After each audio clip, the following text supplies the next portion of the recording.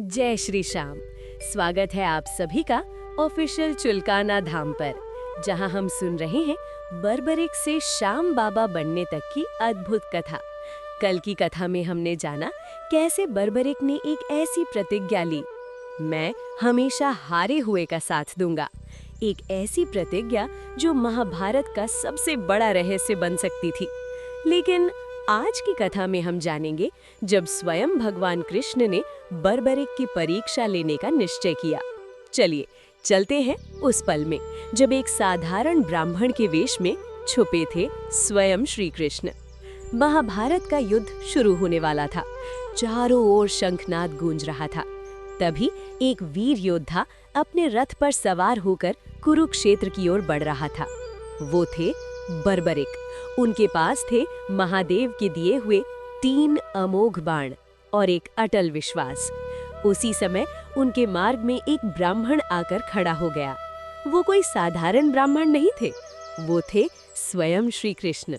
ब्राह्मण ने मुस्कुराते हुए पूछा, हे वीर, तुम कौन हो और इस युद्ध में किसका साथ दोगे?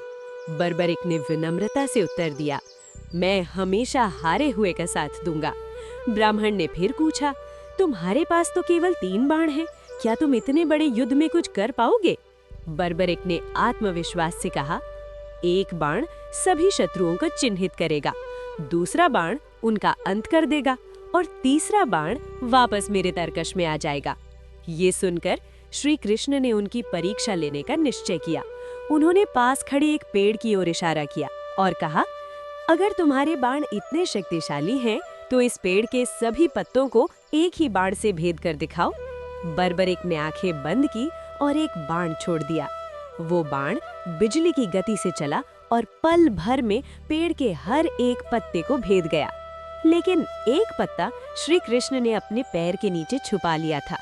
फिर भी वो बाण उनके पैर के चारों ओर घूमने लगा, जैसे कह रहा हो वो पत्ता अभी बाकी है। तभी बर्बरिक समझ गए ये कोई साधारण ब्राह्मण नहीं है। भगवान कृष्ण समझ चुके थे, अगर ये योद्धा युद्ध में उतरा तो महाभारत का परिणाम पल भर में बदल जाएगा और धर्म की स्थापना असंभव हो जाएगी। तब श्री कृष्ण ने बर्बरिक से एक ऐसा दान मांगा जो इतिहास में अमर हो गया। क्या था वो दान? क्या बर्बरिक ने अपनी प्रतिज्ञा निभाई? ये जानने के लिए देखिए अगला भाग। अगर आप भी श्याम बाबा के सच्चे भक्त हैं, तो कमेंट में जरूर लिखें जय श्री श्याम।